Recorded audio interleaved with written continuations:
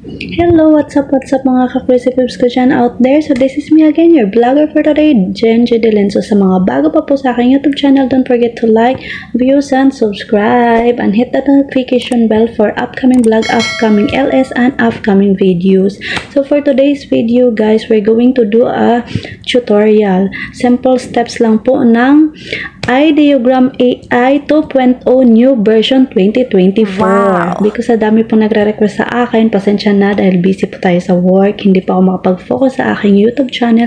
So this is it guys, huwag na natin patagalin, ituturo ko na sa inyo ang free iDeogram AI sa mga gustong magpalit ng logo, ng FB page, ang nagtitrending ngayon, white name, white YouTube channel, Facebook page, Facebook, at kahit mga name nyo lang or mga birthday ideas card, mga invitation card, ito na po yun.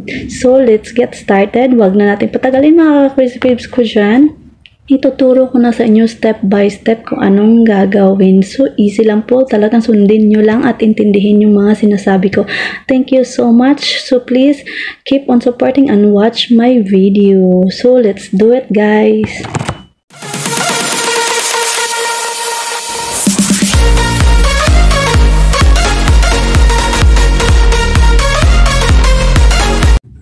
Step 1. Go to the Chrome browser and type iDeogram AI. Step 2. Type iDeogram AI and click the iDeogram AI and put your email or Gmail ID. Kung meron na kayong ID na nakalogin before, matik na po siya, or kung wala pa, maglagay na po kayo ng inyong ID. Step 3, kung na-search na po ang iDeogram AI, just click and matik na po siya, napupunta na po kayo sa home ng iDeogram AI and pumili ka ng image na gusto mo and then click only. Step 4, take note po, everyday nga po pala is until 10 lang po ang pwede nating magawa, or 10 pictures or 10 pieces ang pwede nating ma-save for the whole day. And then magwi-wait na naman ulit tayo ng another next day or 24 hours or 12 hours, nakadepende po yan sa binibigay na oras sa inyo ng iDeogram AI. Pag na-click mo na ang image, scroll down and click the prompt, then long press mo lang ang nakasulat or naka-indicate para makopy mo. Step 5, click the arrow on top and go back to the main menu or home of the iDeogram AI. Step 6, click the plus sign and long press para ma-paste yung nakopy mo na link or naka-indicate na word at palitan lamang yung nasa loob ng words na may quotation kung anong gusto mong ilagay, like white name, FB page, Facebook name, at iba.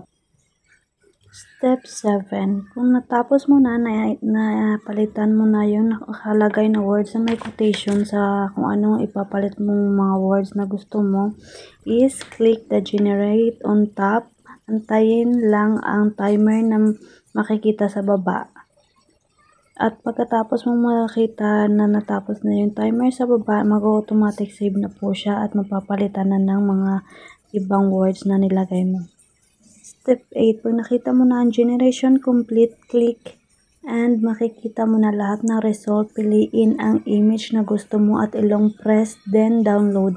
Then automatically na po siya na magsisave sa inyong gallery. So this is it for today's video guys. I hope nakatulong po at nakabigay ako ng konting idea sa new version 2024. Sa uulitin po, thank you so much for supporting my YouTube channel. So this is me again, your vlogger for today, Jen Jedelin. Thank you for watching everyone. See you again next time for my upcoming vlog, upcoming LS, and upcoming videos. Thank you for watching and God bless everyone.